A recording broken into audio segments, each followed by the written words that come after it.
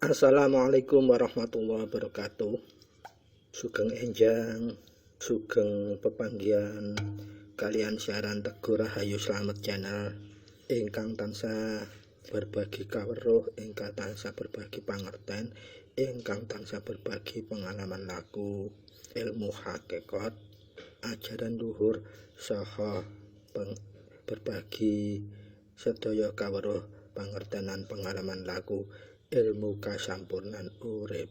Mugia pepanggihan kita ing enjang menika tansah saged anambahi kualitas gesang kita ing alam donya supados kita tansah eling, tansah madhep inget dumateng karsanipun Gusti ingkang Maha Kuwaos kelawan njejegaken tumindakan tumanduk gesang ing alam donya saged njejegaken sedaya napa ingkang dipun perintahipun Gusti ingkang Maha Kuwaos lan nebi sedaya ingkang dipun larang kalian Gusti ingkang Maha Kuwaos, sehingga kualitas gesang kita ing alam donya tansah anambahi jembaripun penggalih, anambahi trepipun manah lan anambahi beningipun rasa jati kita sakeluarga.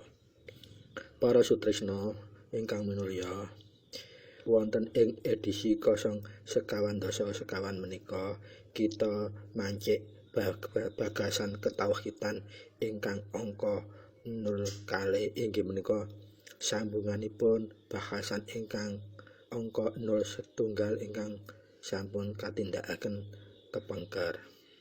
Lajeng kagem miwiti bahasan ing edisi 0 sekawan bagasan angka kalih menika, monggo kita tetep tansah nata niat kita lan jembaraken manah kita kados biasanipun kelawan resepaken langkung rumiyin umul kitab, umul Quran, Fadilatul Fatihah secara sesarengan supados menapa bahasan kita ing edisi khusus bil khusus menika inggih menika babagan ketauhidan, inggih menika babagan mengenal hakikine eksistensinipun Tuhan menika saged kalimpahan rahmat hidayatul hidayah saking Allah, sehingga daya kita saat bahas hingga akhir mangke tetep jinagungan sedaya hidayatipun ridhonipun Allah Subhanahu wa taala, sehingga napa ingkang kita bahas saged netesaken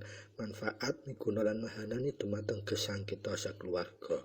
Semoga kita melai miwiti ngresepakun umul Quran, Fadilatul Fatihah secara secarengan. A'udzubillahi minasyaitonirrajim. Bismillahirrahmanirrahim. Alhamdulillahi rabbil alamin, arrahmanirrahim, maliki yaumiddin. Iyyaka na'budu wa iyyaka nasta'in. Ihdinas siratal mustaqim. Shiratal ladzina an'amta 'alaihim ghairil maghdubi 'alaihim waladdallin. Rabbighfirli wa liwalidayya amin. Para sutresna ingkang minulya, matur nuwun sanget kagem nresapaken umul Quran Fadilatul Fatihah kala wau kangge miwiti bahasan ing edisi 0 sekawan babagan bahasan angka kalih. Mugia kelawan ngresepaken Fadilatul Quran kala Fadilatul Fatihah kala wau Allah Subhanahu wa taala tansih anjangkungi hidayatul hidayah dumateng kita sakeluarga. Pramila monggo kita nata niat kita, jembaraken penggalih kita, ngalusaken rasa jati kita mulai bahasan ing edisi 0 sekawan bagasan ingkang angka kalih menika tema ketauhidan. Inggih menika bahasan ingkang ngupas eksistensinipun Gusti Allah utawi Tuhan yang Maha Esa. A'udzubillahi minasyaitonirrajim. Bismillahirrahmanirrahim. Alhamdulillahi rabbil alamin. Ilahi anta maqsudi wa ridhaka matlubi. A'tini muhibbataka wa ma'rifataka. La haula wa la quwwata illa billahil aliyil azim. Allahumma sholli ala sayyidina Muhammadin abdika wa nabiyyika wa rasulika an-nabiyil ummiyil wa ala alihi wa sahbihi wa barik wa sallam tasliman bi qadri adzamati dzalika fi kulli waqtin wa hin. Amma ba'd. Para sutresna ingkang minulya, bahasan tema ketauhidan, bahasan ingkang angka setunggal sampai kepengker, underline-ipun, garis bawahipun, tema ketauhidan bahasan 01 supados kita saged ngenal eksistensinipun Tuhan utawi Gusti Allah secara hakiki. Dalan ingkang paling efektif inggih menika kedah lewat ajaran agama. Agama ingkang berasal saking tembung utawi agama utawa agama. Ha menika ateges sejati, ga menika ateges agung, ma ateges luhur. Dados ing wonten ajaran agama menika ingkang saged kita pertimbangaken kagem kita pilih inggih menika kedah wonten unsur 3 kalawau: kesejatian, keagungan, dan keluhuran. Kesejatian menika ajaripun saged nyingkap misteripun kehidupan. Keagungan menika saged menciptakan pribadi-pribadi dan agung dan luhur terhadap pengikutnya utawi pemelukipun. Lajeng kategori agama menika ingkang sampun kita bahas ing edisi bagasan 01. Agama menika saged dikategorikan amung kalih cacahipun. Inggih menika agama samawi, inggih menika agama ingkang saking langit. Ateges agama sing sumbere saka wahyu utawi firmanipun Gusti utawi Tuhan. Inggih menika firmanipun wahyunipun Allah Subhanahu wa taala ingkang ditumurunaken dumateng para utusanipun inggih menika nabi utawi rasul. Lajeng kategori agama ingkang nomor kalih inggih menika agama ardi utawi agama bumi. Ateges ajaran luhur kang diajarake saka pawongan luhur kang pioleh petunjuk utawi kados wisik kados wahyu saking kranten lelakunipun.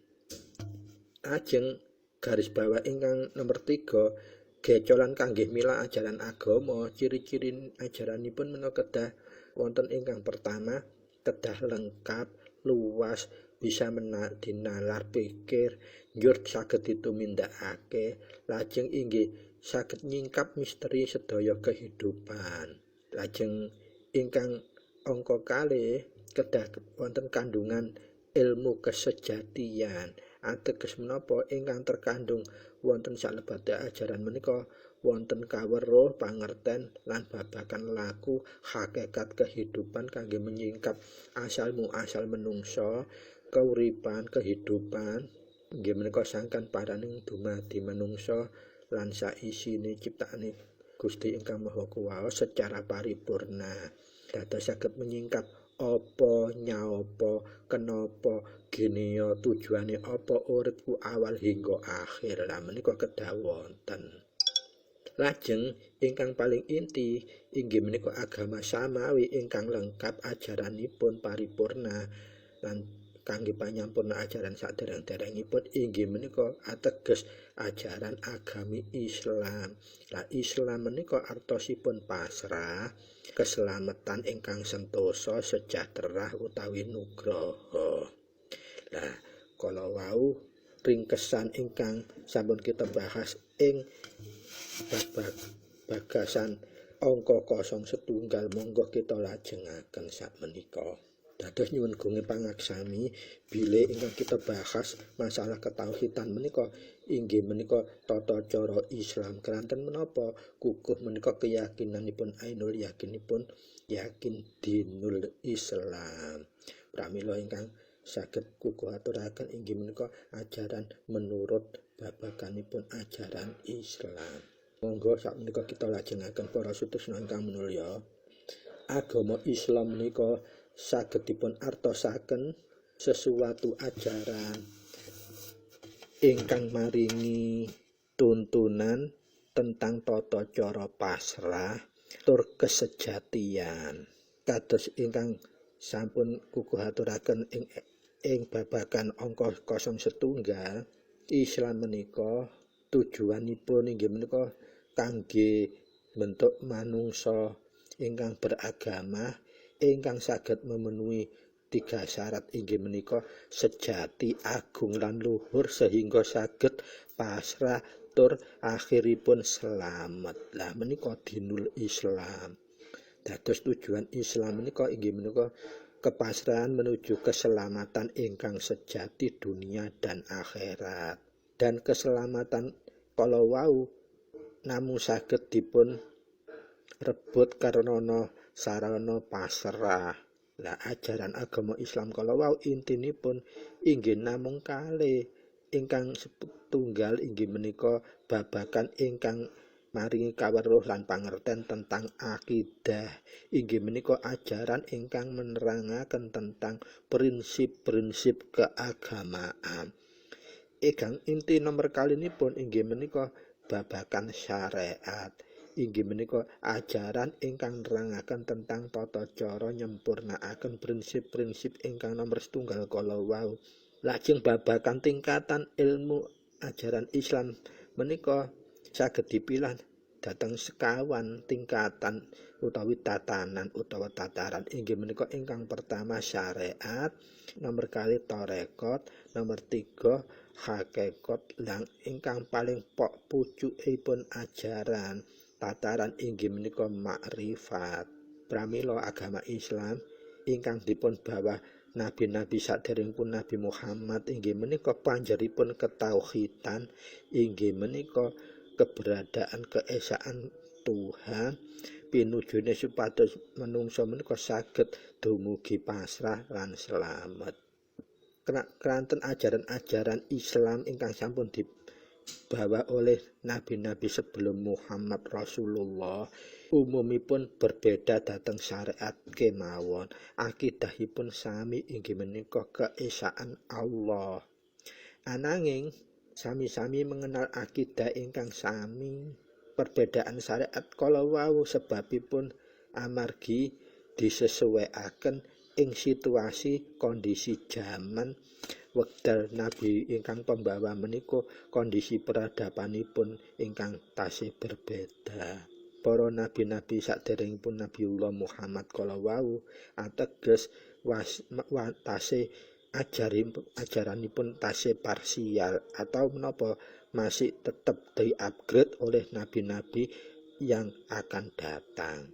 Baru setelah Nabiullah Muhammad menika tumurun, semua upgrade ajaran Islam sampun disempurnaaken, dipun tutup dan sudah dilengkapi utawi paripurna.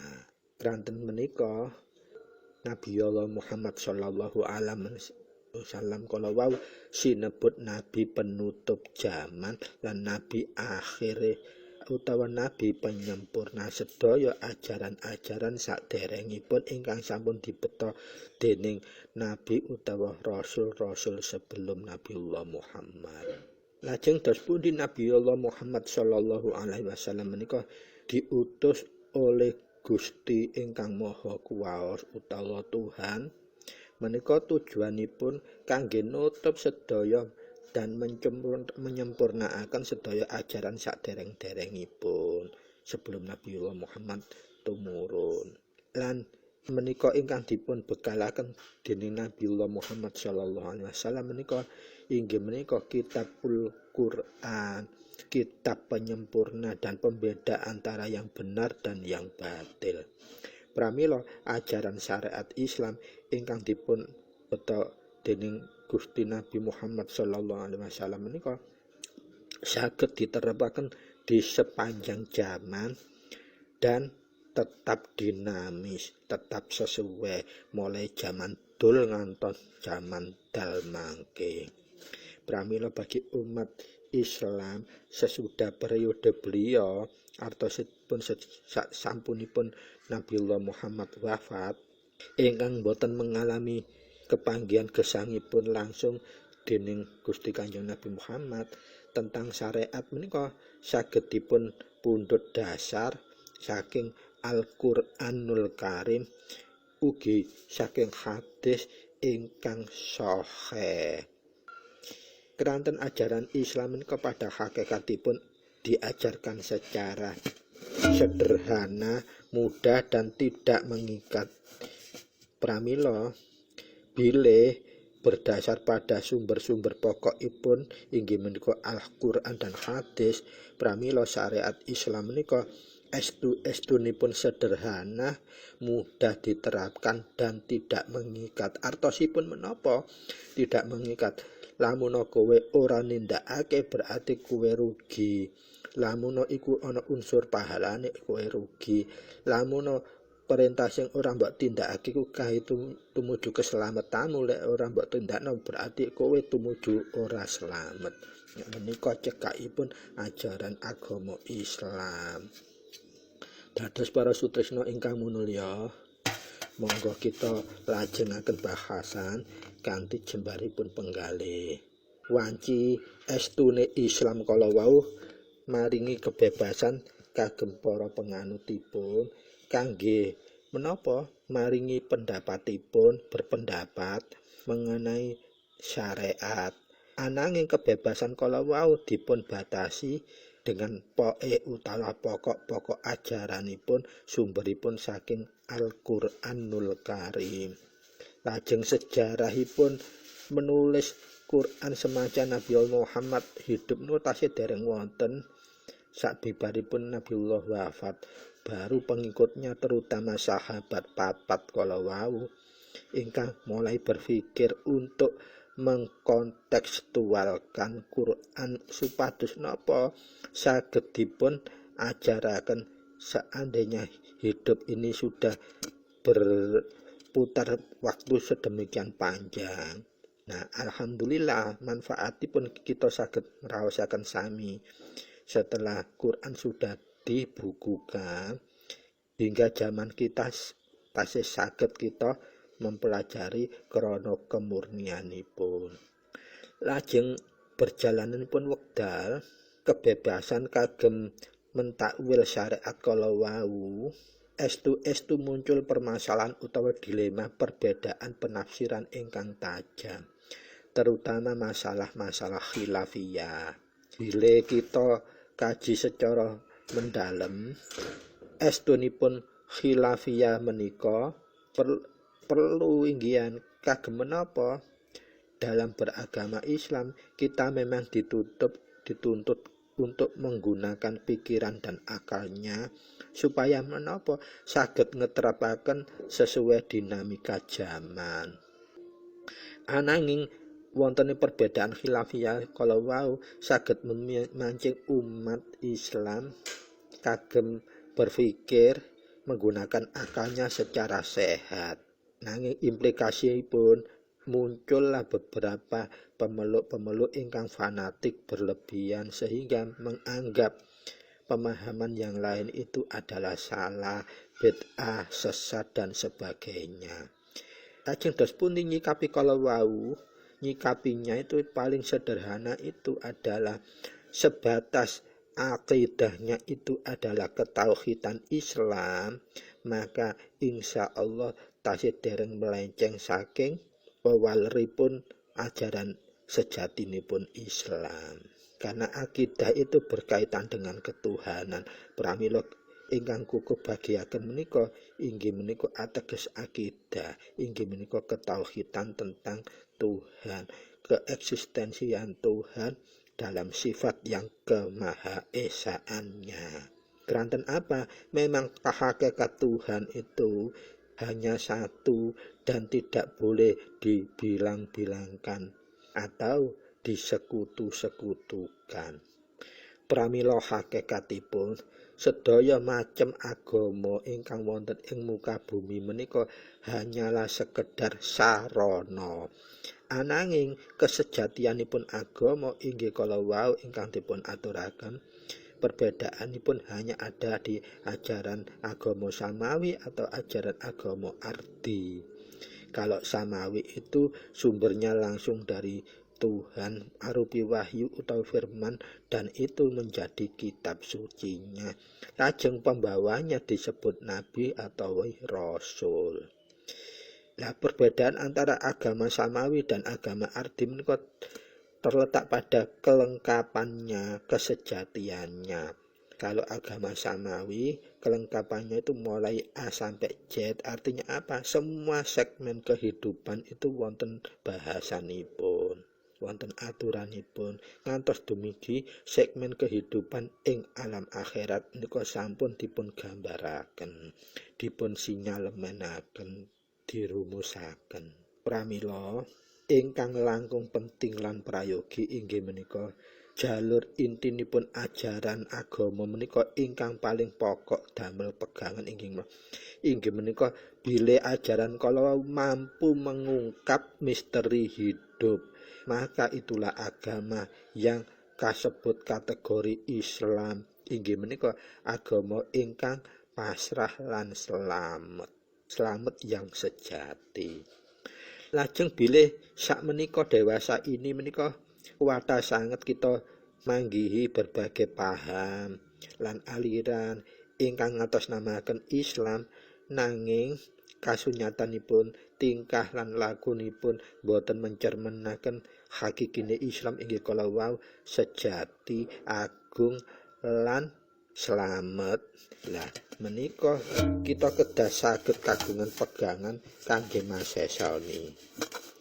Lah napa ingkang kangge masesoni menika? Inggih menika ajaran thariqah. Kita tingkataken tataran kita jangan hanya namung setingkat syariat kemawon, kita kedah ningkataken ke tataran tarekat lajeng ke hakikat. Syukur-syukur saged mancik ke makrifat. Supados napa nggih menika? Masesani kalau ada perbedaan paham kita punya daya tangkal karena kita sudah terbiasa rineksa dengan cara prihatin, tirakat. Pramila kita boten mudah terjebak untuk rebutan bener. Pramila seumpami kita manggihi pemahaman ingkang berbeda, kita jangan terburu menyalahkan, nanging kita bersikap saja.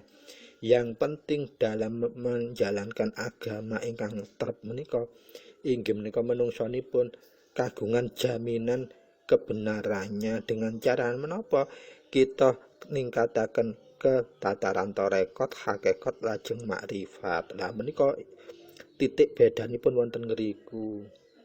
Njur estunipun tiap-tiap menungsa menika inggih menika berbeda tingkat pengetahuanipun.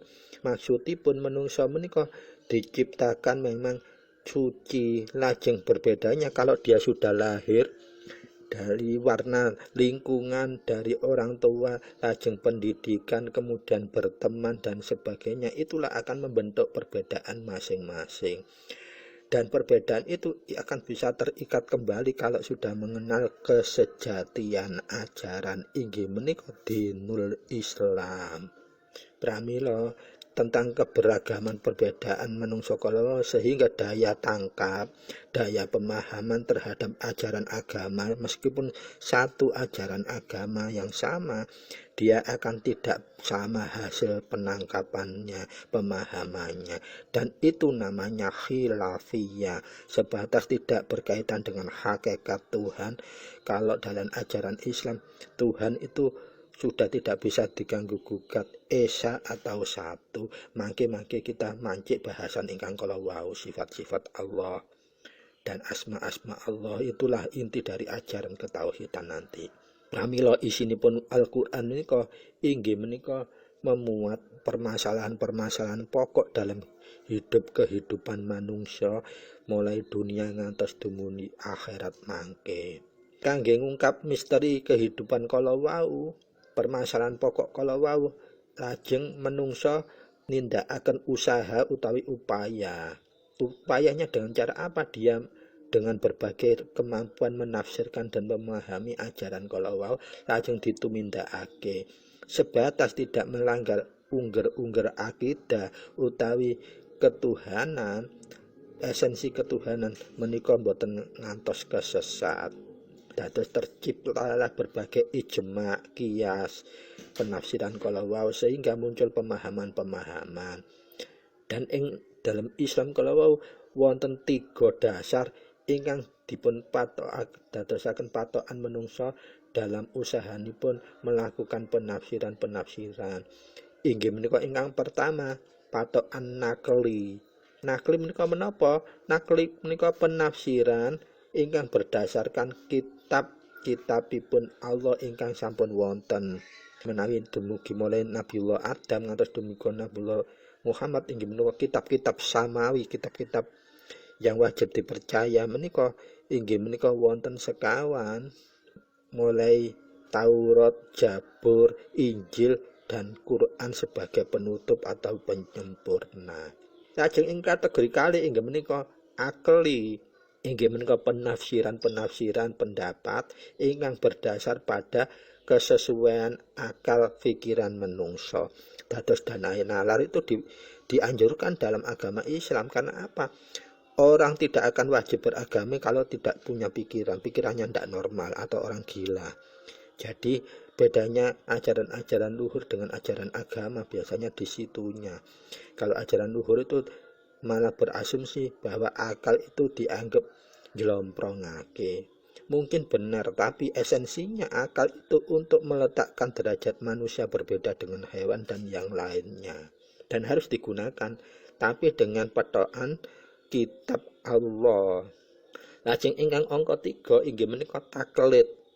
Taklid menika penafsiran ingkang berdasar saking pendapat-pendapat para ahli agama atau ulama. Nah, taklid ini yang memunculkan ijma atau faham-faham imam-imam. Nah, menika ingkang saged kangge patokan. Pramila pada prinsipipun aliran dalam agama Islam kala wau saged dibedakaken dados kalih inggih menika Mu'tazilah lan Sunni. Dados aliran menika namung kalih Mu'tazilah lan Sunni. Menapa menika Mu'tazilah dan Sunni? Menawi aliran Mu'tazilah menika akal pikiran adalah ukuran kebenaran. Paham menika beranggapan bahwa suatu kebenaran jika bisa masuk akal atau bisa dipun nalar dengan pikiran. Menawi dereng saged mampu dijangkau pikiran di aliran Mu'tazilah menika boten sependapat, dianggap salah. Lajeng aliran Sunni menika lebih komplit, dados untuk memahami agama menika tidak hanya dengan pikiran tetapi dengan ainul basira ingkang langkung rumiyin inggih menika iman yang jernih sehingga memunculkan ainul basira qalbun basiranipun murub. Ainul basira menika mata batin, menawi qalbun basira mata hati. Menawi ainul basira saged gregar utawa melek berarti atine mangke inggih saged gebyar melek sumurup, mudah menerima hidayah. Dados antara akal dan ainul maupun qalbun basira menika kedah dipentingaken kagem menjabarkan memahami sebuah ajaran agama khususnya Islam. Para sutresna ingkang minulya, wonten bagasan 0 kalih menika mugia saged satarase dipun sambung utawi saged dipun jeluntrungaken ginatuk kalian bagasan ingkang 01 kala kepengker. Monggo kita ngaosipun khusus untuk ketauhidan tidak boleh langsung banyak supaya menapa saged runtut sistemiknya itu dipahami secara pasti dan hakiki. Mugia ing bahasan angka 01 kepengker kalian bahasan ingkang angka kali sakmenika saged nyambung sanget raket saged dipun pahami estu ning estu. Apabila tasih wonten keterangan ingkang dereng saged dipahami monggo panjenengan serat wonten kolom deskripsi supaya apa tidak sampai ketinggalan pemahamannya. Amargi napa babagan ketauhidan kalau kita ketinggalan tidak nyambung beberapa hal kemawon mangke radi ewet kita nyambung dunungipun.